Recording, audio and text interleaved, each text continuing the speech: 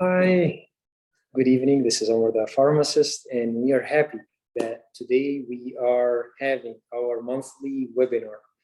We are going to talk about bioidentical hormone replacement therapy. We're going to talk about women hormones. Now, the first half of the life of a woman is beautiful, right? And then through the midlife, there is hormonal changes that happen between the age of 33, 35, and it can take several years for this hormonal changes. And what we seek is hormone balance. And we thought that it's very important to get basic understanding of what this means. And I'm glad that today I have with me Aisha Lee. Dr. Aisha is a PharmD. She's a pharmacist resident at Welltopia in the year 2022 to 2023. And she's going to be, I'm going to be just the co-presenter on this topic, and she's going to be the main presenter to give us a basic understanding of what bioidentical hormone replacement therapy means. The presentation is going to be recorded and on Welltopia website, just to make sure that it's available for everybody. Okay, I would like to hand the mic to Aisha. Okay.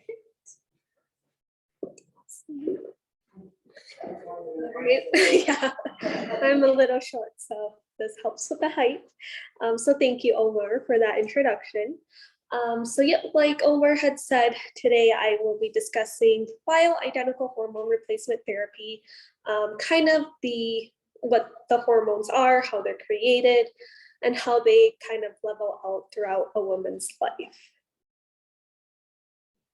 And so the learning objectives for today, we're going to define what hormones are and their use in the human body, identify the production of hormones, define estrogen, progesterone, and testosterone, which are the three main hormones in reproduction, define the various stages of menopause, discuss the importance of hormones during premenopause, perimenopause, and menopause, define bioidentical hormone replacement therapy, so what that is, and then also in the end, just kind of go over what we offer at Welltopia in terms of the bioidentical hormone replacement. So to start off, what are hormones? So these are defined as chemical substances that will manage different functions throughout our body, and that just depends on what the hormone is. And so how it does that is it will deliver messages from wherever it's created, travels through the bloodstream to whatever organ it's supposed to have a function on, and then it goes from there. And so hormones, they can be kind of categorized into different categories. So we have like the personal lifestyle hormones, helping with stress and sleep. Then there's the sex hormones, which we'll focus on today. And then hormones that are also dedicated to metabolism as well as growth. And so with that said, how are hormones produced? And it's pretty much basically glands within our endocrine system. These are the ones that do most of the production of hormones. However, that does not say that other glands or organs throughout the body can produce hormones as well. So I have listed here the first four, so hypothalamus, pituitary, thyroid, and adrenal glands. These are all part of the endocrine system and will help to produce hormones that we use throughout our body. However, ovaries and testes, part of the reproductive system, can help with hormone production as well. All right, so then examples of hormones. So here I have listed aldosterone. This is to help with sodium and water balance in our body. Cortisol to help with stress. Norepinephrine and epinephrine, which are known as the adrenaline hormones. Insulin for blood sugar, and then melatonin for sleep. However, the three that we'll focus on today are, again, testosterone, estrogen, and progesterone.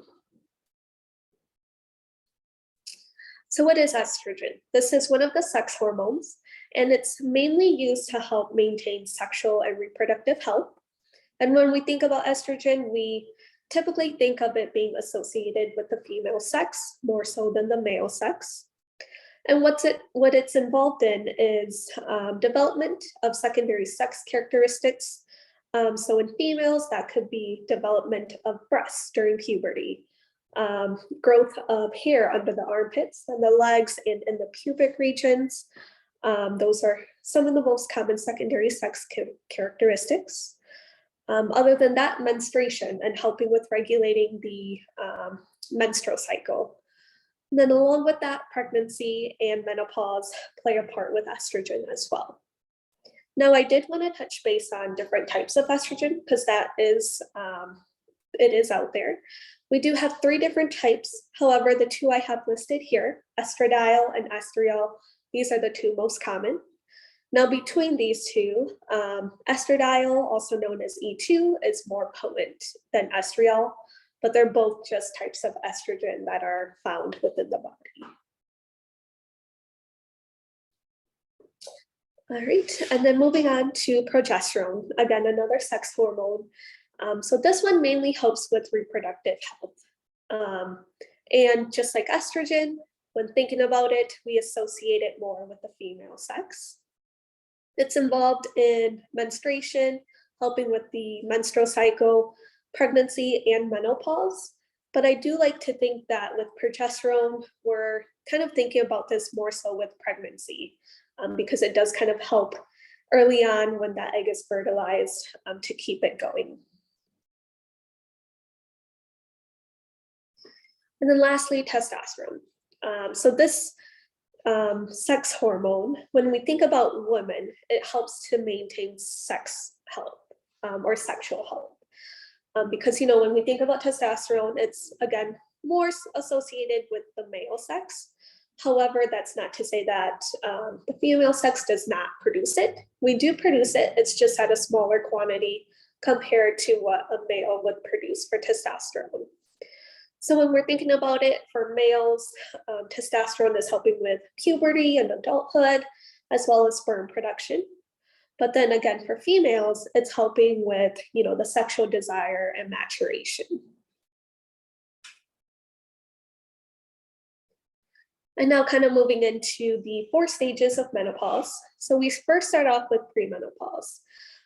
This is defined as the initiation of the first menstrual period that a woman would have. And then throughout this stage, it's, you know, a woman having regular period cycles, and that is guided by the estrogen and progesterone. On average, this will last about 30 to 35 years for a woman. And then symptoms that a woman would experience during this stage, usually kind of correlating with the menstrual cycle, would be, you know, maybe anxiety, headaches or migraines, abdominal cramps, which is one of the most common symptoms, as well as breast tenderness. And then moving on from premenopause, we then get into perimenopause. And so at this stage, your estrogen and progesterone levels, they start to kind of diminish. Now, with the second bullet point that I have there, in terms of fluctuation of hormones occur, what I mean by that is the estrogen and the progesterone, it's not just gonna like straight shot down or decrease. What could actually happen is kind of like a wave that could go up and then down and kind of oscillate like that throughout the stage of perimenopause. And so on average, this could last about 4 years for a woman. However, in literature, it is stated that it could range anywhere from months to 10 years. So it just kind of depends how it goes for a woman. And so during perimenopause, estrogen levels and the symptoms that are associated with that could differ. So if a woman is experiencing high levels of estrogen, they could be having symptoms of irritability, abdominal cramps, or breast tenderness. With the opposite then being, if there are lower levels of estrogen, a woman may experience more of the night sweats, the hot flashes, decreased libido or sex drive, and vaginal dryness. And so again, in this stage of perimenopause, a woman could kind of fluctuate between these symptoms based on her estrogen levels. All right, and then now looking into progesterone levels during perimenopause. This kind of just more so has an impact on the menstrual periods that a woman would be having. So with the lowering levels of progesterone, a woman's menstrual cycle may be irregular. She may have a heavier flow, or it just lasts a little longer than usual. And so treatment during perimenopause, it is dependent on the symptoms that a patient is experiencing, whether that's vaginal dryness, hot flashes, night sweats. But the most common would be the hormone replacement therapy in order to kind of balance out those estrogen progesterone levels. However, there are non-pharmacologic options that could be tried. To start off, a healthy diet, including fruits, vegetables, and whole grains, that could definitely help. Coming up with and creating a regular exercise routine and sticking with that could help with balancing out those levels. And then an example for my last bullet point here is avoiding triggers for hot flashes. So say you're monitoring symptoms that you are experiencing, and you notice that if you do something, and that's what kind of triggers those hot flashes to occur, again, just trying to avoid that. And then we now get into like our third and fourth stages of menopause. So third stage being menopause, fourth being post. So menopause is defined as once a woman has gone through 12 consecutive months without a period, she has now hit menopause. And on average, this will happen at the age of 51. So with menopause comes health conditions that may be a concern for women. So first being osteoporosis, and all of this is due to the lower levels of estrogen and progesterone. And so with osteoporosis, this is a time where vitamin D and calcium intake are very important to keep the bones healthy and strong. Other than that, maybe some urinary incontinence or dyspareunia or painful intercourse. And so here I just have a chart that kind of goes through how the levels look during a menstrual cycle. So starting off with estrogen, this is the solid line on the graph. It kind of goes up and down into two times throughout the cycle. And so we can think of this as in terms of weeks. So week 1, kind of from day 1 through 7, that's when the period starts. It first starts off with low estrogen levels. That then lets your body know, it's time for a period to start. And then in that phase, it starts to just kind of increase throughout the week. And then we get to week 2, about day 7 to 14. This is known as the follicular phase. And that is when the body is ready to release the egg. And so with that, you do see kind of, again, a rise in the estrogen. And then right before ovulation, which is week 3, that's where you get the highest peak of estrogen. So once that happens and the body knows that estrogen is at its highest peak, that's when it lets the body know, okay, you can go ahead and release the egg for fertilization. And so that is why once the egg is released, there is that drop in estrogen. And then we now get into week 4, known as the luteal phase. At this point, fertilization window is coming to a close, and you see that the estrogen towards the end of that week will start to gradually decrease again, and the cycle just repeats through there. And then looking at progesterone, which is the dashed line, pretty much before ovulation, there's not much going on with progesterone. However, once ovulation has occurred, this is where progesterone is important. As I said earlier, progesterone pretty much helps with keeping a pregnancy alive to start off with. So you see here, it kind of spikes pretty high, and that's if, again, the egg is fertilized or not. If the egg is fertilized, that progesterone will stay high. However, if the egg is not, then it will drop down, and then the cycle repeats. And then looking at this graph, mainly focusing on estrogen, the darker pink line, And then progesterone, the green line, just kind of throughout the years of a woman's life, those two hormones will just decrease over the years. And then now looking at estrogen specifically throughout a life cycle, we start off with the premenopause, it's pretty high. And then as we go through the different stages, those levels do start to come down. Most importantly, during perimenopause, where you have those fluctuations, and then it's completely low compared to premenopause. Listed on this graph, there are the different types of symptoms that a woman would experience with each stage. So with premenopause, maybe some irritability or cramps. Perimenopause, you start to get those hot flashes, night sweats, vaginal dryness, and then as well as through menopause and postmenopause, those symptoms may carry over. And then now looking at progesterone levels, again, it's pretty similar to estrogen. With premenopause, it's fluctuating pretty regularly. Then as you hit perimenopause, it'll start to diminish and then get to its lowest peak by the end of menopause and stay like that through postmenopause. And then to just kind of touch base with testosterone, again, women don't create this hormone in abundance. However, it does over our lifetime decrease as well. And so now kind of touching base on what bioidentical hormone replacement therapy is. To be fair, it should not be mistaken with conventional hormone replacement therapy.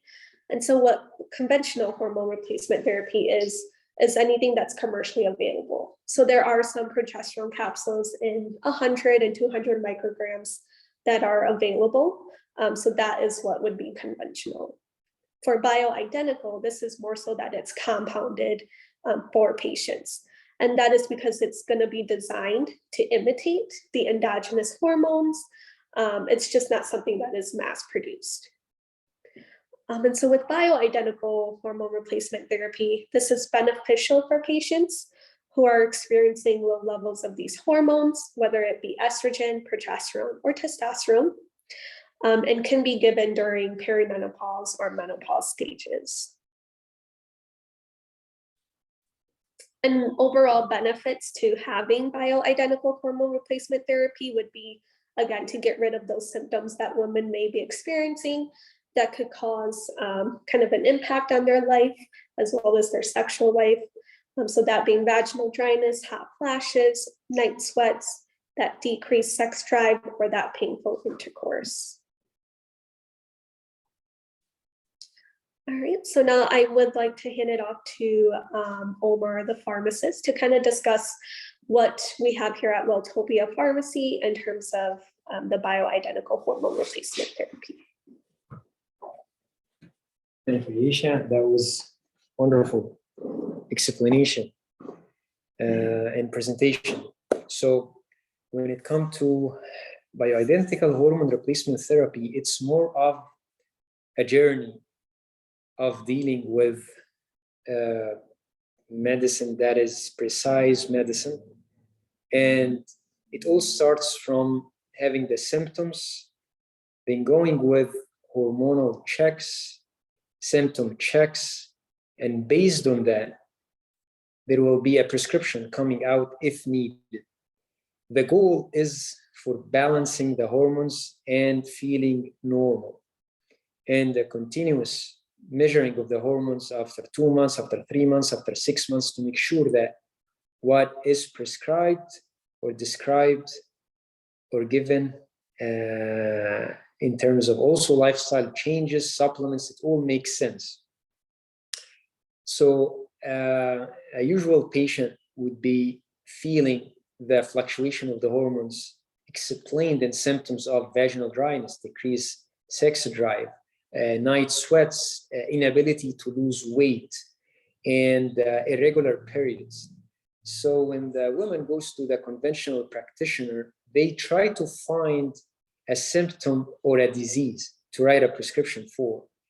And if the woman starts to talk about, I feel I am more lonely, I feel depressed.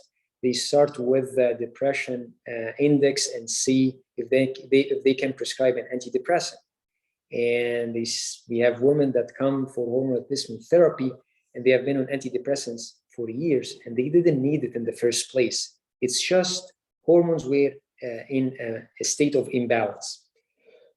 When they go to the practitioner who is well versed with the topic of bioidentical hormone replacement therapy or just hormone balancing, that can solve and answer a lot of questions. So at Welltopia, what we offer is that we do hormone checks, and we do so it starts with a consultation usually, okay? With the consultation, we look at the symptoms, and then we do we can offer also a list of testing that can be made. And then after that, when we have the results coming back, we combine the symptoms and the testing that can happen, that can be either blood work or saliva or a urine test. When it comes back, we can create a plan and communicate with the doctor, the practitioner, to write a prescription if needed. It starts with lifestyle changes. So we try to see the metabolism, the food that we eat. Do we eat breakfast? Have we been fasting for how long? What kind of food regimen we've been following? Plant-based diet, animal-based diet. We look at that first. Lifestyle changes, we check the stress. How is stress in your life? Because if you're stressed, you're not going to be able to do anything. So we have to fix that, okay? And then we look at the medications and supplements and balancing those and see how can we make sure that you're taking what you need. So every woman that comes to Welltopia and we start to have a conversation, we try to have the woman leaves with 3 main supplements: a multivitamin, omega-3, and probiotics. Just starting with those 3 can create a lot of difference, okay? When it comes to the prescription to be written, the form of the hormone is very important to get the benefit and not get the risk factor from this hormone. To give you an example, estrogen. We try to recommend to practitioners to always write estrogen as topical cream, because oral estrogen has a lot of side effects that we see in the textbooks, starting from higher problems with hormone-related cancers, gut issues, higher blood pressure. So it's in the textbook, the studies are out there. So we recommend always estrogen to be topical, and it can be topical as cream or gel. Even there is estradiol patches that are paid by the insurance. The challenge with them is that they are just set number concentration that you have to get, and then it moves between blocks of mass prescribing. And because dosing should happen based on the hormone levels that can fluctuate vastly between a person and another, the precise medicine that the compounding pharmacy is part of gets to be a very important player of deciding the concentration, because it's we make this concentration just for you. So it can start we can have for biased, we might have 30 or 40 different variations of concentrations, and all based on the testing. So estrogen, topical is best, okay? Progesterone, oral progesterone capsules get to be very helpful if there are problems with sleeping and anxiety, okay? And being able to have a restful sleep. So oral capsules get to be very helpful. And there is also, it can be used as topically, okay? And it will be also helpful with rest and sleep. And it's according to a lot of factors that would determine if a practitioner would write topical cream or an oral preparation of progesterone. And then there is testosterone, and testosterone is so estrogen and progesterone. Most women would have challenges with balancing them during the perimenopause and menopause. But testosterone, most of women don't have a problem with testosterone. Maybe from 10 to 25% of women might have fluctuation in the testosterone levels, but stays very high through the woman's cycle of life. So minimally, we would see prescription for testosterone for women. Actually, if the testosterone is low, we prefer to see a prescription for DHEA, dihydroepiandrosterone, which is a hormone that kind of buffers the cortisol hormone, the stress hormone. So the 5 main hormones that we test for when it comes to sex hormones are estrogen, progesterone, testosterone, DHEA, and cortisol. Because again, stress is a very important factor that we have to look at. Because stress means you're being chased by a lion and you're kind of trying to run away with your life. You're not going to be able to eat. You're not going to be able to sleep. You're not going to be able to have a healthy relationship if you are trying to run away from a lion. You're not going to be able to lose weight because you feel there is a famine that's coming and you need to preserve this weight in order to kind of just be ready. So if this happened, and it's very primitive, the way that the cortisol can shoot up in your system, and it's communication between the gland that's above the kidney and your brain. The communication happens very quickly. And we just kind of, there is economic crisis that you can't fix, but you get all the notifications on your phone, making your cortisol shoots up through the day. So you need to buffer this kind of stress, and you can do it with lifestyle changes, but also there are supplements that would help to support that. So I would say that more than 50% of the way to balance hormones is related to lifestyle changes, supplements, adjustment in medications, before we even talk about hormones. And also, many people are not candidates to take hormones. Like if a woman has had a hormone-related cancer in the last 20 years, we do not recommend prescribing hormones, with some exceptions, but we can utilize the supplements to balance the hormones. So to give you an example, vitamin D levels are low. There is not going to be enough cofactors to support the hormones to work.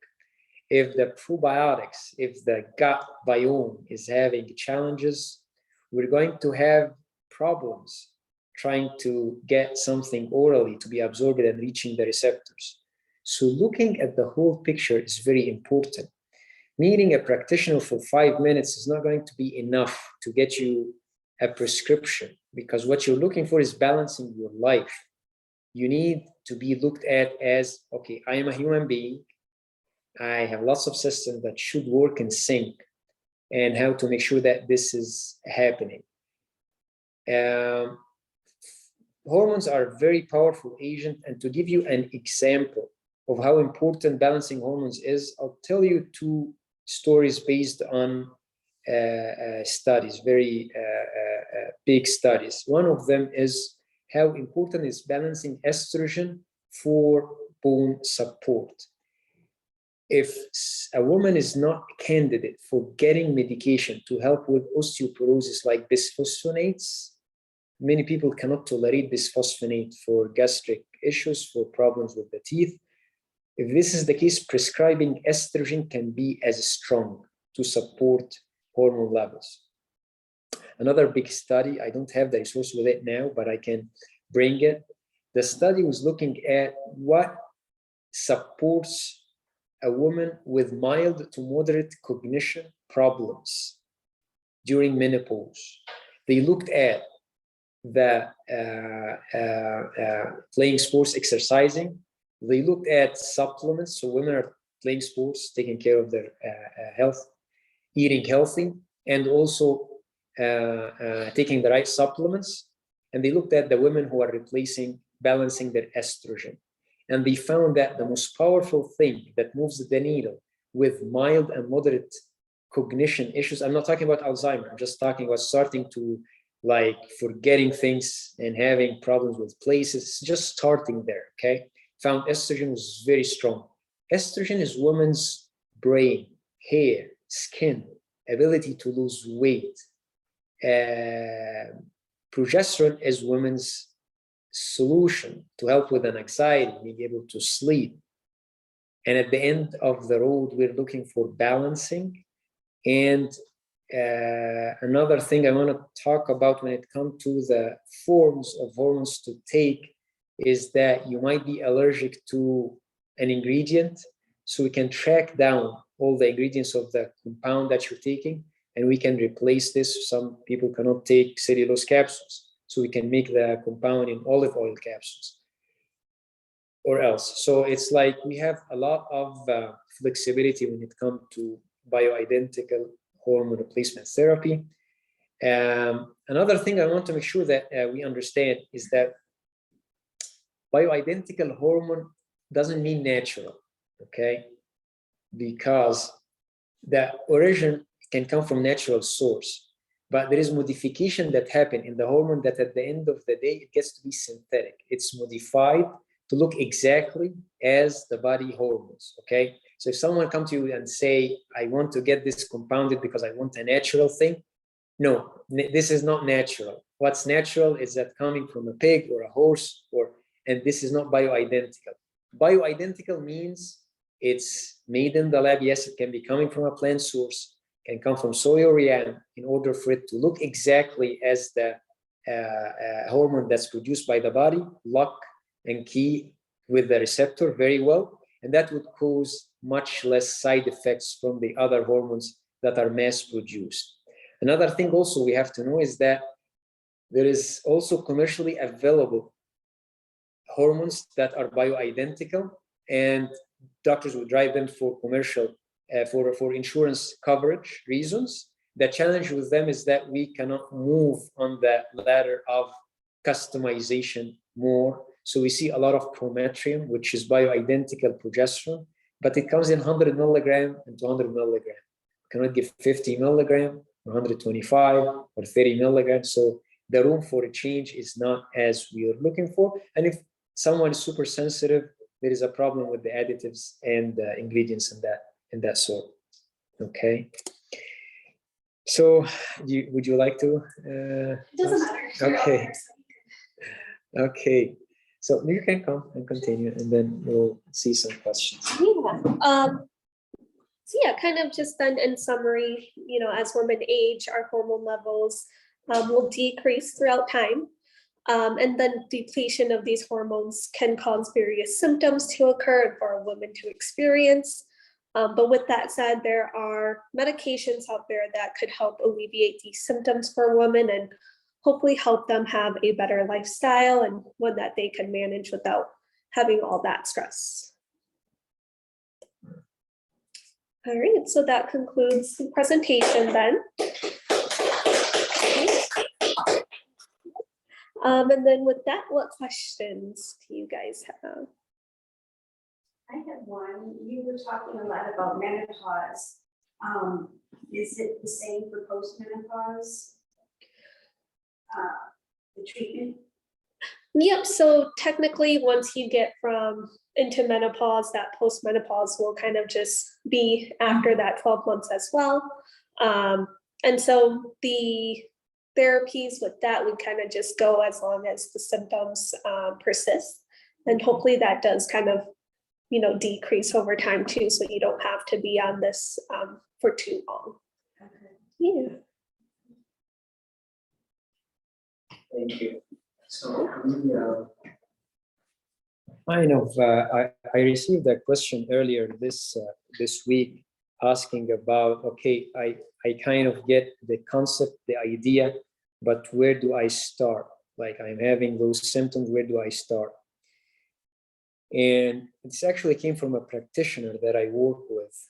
And I was telling her, like, we're going to start from the symptoms. So we have to find it in one place, checkpoints, answer a questionnaire and another questionnaire. Then we're going to do a test, and then we're going to meet and then come up with a plan, and then going from there. So to give you an example of what we have created is that on the website welltopiarx.com, we have created an easy tool, easy access for patients to be able to get connected with healthcare providers that are going to be helpful when it comes to hormone replacement therapy. So if you go to the website and you come to Let's Talk, and then we start a consultation, you're going to find, you select consultation between female hormones, male hormones. So let's say start female hormones, you're going to find a booking link, and then you choose the time. We made it to be like $95 for the journey to start, and that includes the whole plan when it starts. And then after that, you would get to you actually fill 2 questionnaires. It's a bit intensive, but we found that it's much needed. So you would book the time, and then after that, there would be like you answer some questions, and then about 20 or 25 questions here about the symptoms that you're suffering from that make you want to make this kind of appointment. And then after that, you would get another questionnaire that is very important, that contains 140 questions, very simple questions. But the importance of it was created based on more than 1,000 equations by health scientists for vitality index, looking at the systems of the body, the brain health, heart health, adrenal health, detoxification. And it comes up with a computerized plan based on combining this and the medications that you take to give us a simple recommendation of supplements and lifestyle changes that I use in meeting the customer, the patient. And after that, we come up with a summary plan. And this summary plan, the most important thing in it is not to be overwhelming, step-by-step approach of modification in lifestyle, food, supplements, communication with the doctor or practitioner to see if something is needed, like taking omeprazole that I want to stop taking, decreasing the dose of an antidepressant that I think I do not like. So we communicate with the doctor to see a plan to make these health goals achievable. And then we would connect you with a suitable practitioner to your character. Like everyone is having, can meet a soulmate from the doctor or the practitioner that they work with. Like it's not one size fits all, not one practitioner is suitable for everybody. So we try to see which one is going to be suitable with you. Take insurance, doesn't take insurance, what's the priority? Is it someone that's close by or someone that is kind of, oh no, I saw this practitioner before, I heard about this practitioner, I want to go to someone else. So we have created an excellent network with providers in Wisconsin and in other states as well, and also working like across the globe, across like other states, also with other pharmacies as well. So we can help you there. We can help you create a network of health that is not overwhelming and at the same time can get us to the health goal where we want to be. And then so we leave you with a 3 months plan, 6 months plan, and then we can meet again and see what has happened. And one thing leads to another. And we've created this tool to make it simple and easy for patients to kind of figure out what else I can do to upgrade my health and feel better. Second half of a woman's life should be more beautiful than the first half because we don't have hormone fluctuation. Hormones have settled, okay? Balancing them, it can take 6 months to a year, but after that, we have a lot of success stories with women who kind of are thriving again, happy, and after they were miserable until they figured out what was happening. It can be the simplest thing. It doesn't have to be complex, doesn't have to be hormones. It just has to be finding balance. Another thing I want to say, we're talking just about women, but men also go through hormone imbalances. Actually, after 40 years old, there is kind of a blank, incorrect statistics that say that after 40 years old, 50 years old, 60 years old, every 10 years, men lose 10% of their testosterone levels. So checking a men's testosterone is very important because testosterone for a man is man's brain, muscles, feeling good, being able for it helps with sexual activity. So testosterone gets to be a very important hormone for men, and it lowers with age, but it's not the only thing that can affect men. Men are notoriously known to be non-adherent to anything, so we try to take everything in one capsule or one pill. You're right. So, like, yeah, we suffer and we feel tired, but we don't complain, and then we find that we have like heart attacks. We have like suddenly after feeling like a bull all my life, now I can't wake up in the morning. I feel tired all the day. So doing those regular checks as well can be helpful. It's not just a complete blood count that's going to count at a certain time of your life. You need to also check like your overall health. That's why integrative medicine is like the garden when it comes to what we can do to upgrade our life and feel healthy and happy. We want to live as long as we live, but we want to be very productive every minute of our life. And this is a journey that we have as a vision for us since we started at Welltopia. And we'll be more than happy to help with support. You can ask us any questions at any time, and we can help as much as we can. Thank you. Thank you for attending, and the presentation is going to be available on our website. And thank you for coming today. Thank you, everybody.